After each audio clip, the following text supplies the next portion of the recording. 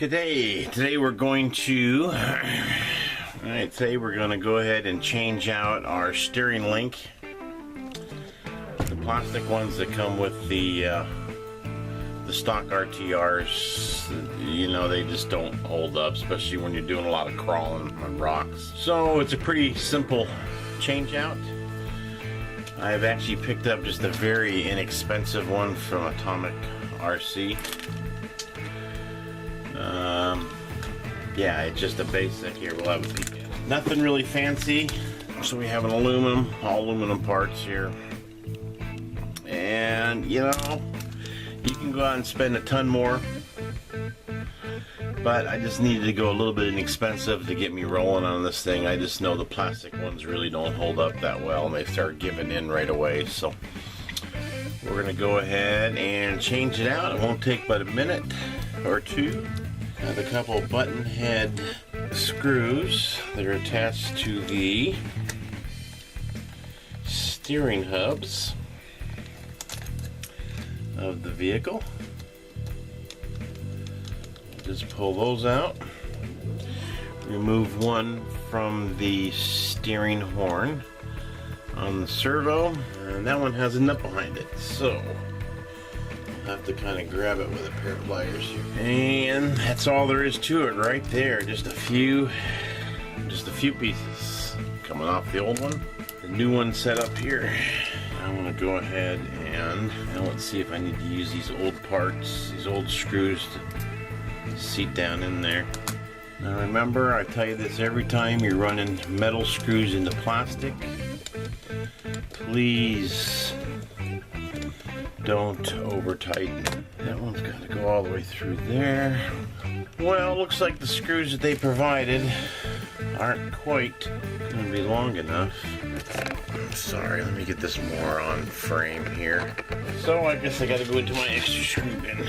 Like what should have been an easy change out has just turned complicated.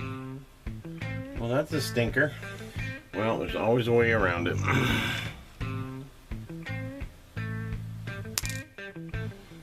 So what we're going to do is utilize this one. Well, here we are. That just took a little longer than I expected. Typically the linkage arm comes off this way, so I had to make an adjustment and bring it off this way. Fortunately, there's holes on both sides here, so I could go either side to make it work with the servo horn, because it was short coming this way trying to reach a servo horn. So as you can see, it works. Everything looks good, and I do recommend. Now, a lot of things I do here on Roach Dog RC is low budget. I don't have a ton of money like a lot of people, and then, you know, there's nothing wrong with buying inexpensive part. You know, it may not look as pretty and as glamorous as some of the upper end stuff, but it's not going to hurt for a time to get something on that's going to be a little more durable, a little more reliable, at a better cost, until you can afford to, you know, move into what you want to move into. You know, the rigs are expensive themselves, and the thought of going in and dumping, you know, another $300-400 into upgrade parts is overwhelming. But there are alternatives out there for you if you look into it. So here's an inexpensive steering link, and it's alloy, and as you can see, you know, it's gonna work fine. There's no rubbing anywhere here. I do recommend getting the servo horn. I am gonna purchase one. They're like $13 to $15 on Amazon. They're about the cheapest I've seen, and that'll firm up the whole alloy steering link system to the servo. But you know, just a basic overall. So I got the truck,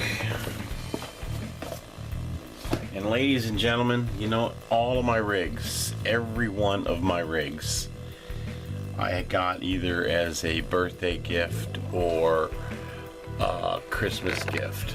So if you're really excited about RC and you guys just can't figure out or get the money together to buy one, you know, think about asking the family, hey, can you all pitch in together and get me one, and then just slowly modify.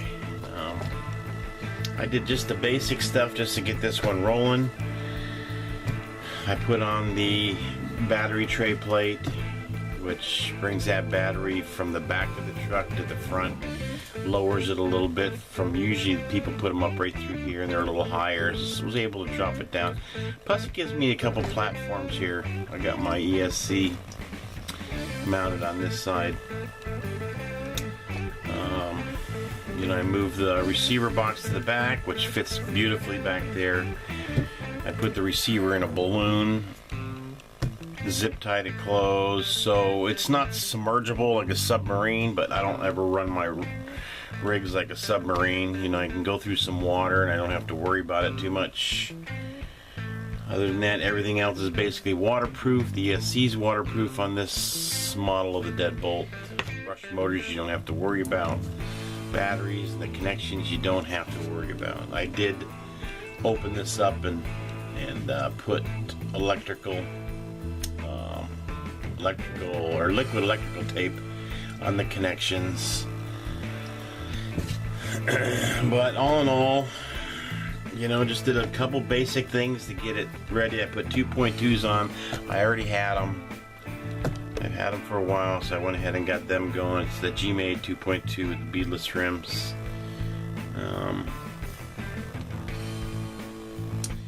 Let's see, we got the battery tray, we got the 2.2s. I put the 35T motor in it. It's because I really like the 35T in my Honcho that I've got. And I did the steering links. And for now, that's going to get me running on the trail. Eventually, you know, the lower links are going to have to be replaced because they go. You start pushing against and torquing against rocks and tweaking this, the articulation, everything. These things are going to start bending in and being tweaked and warped. Well, here's one of my old ones, and I don't know if it shows, but you can kind of see the bend in it still. So, anyway. You know, you can do some simple mods that aren't really too expensive. You know, to get you going, to get you on the trail and to have some fun. So, there it is for now until I, you know, upgrade. I mean, the shocks are due to upgrade. That's going to be down the road when I can get some money put together and the lower links.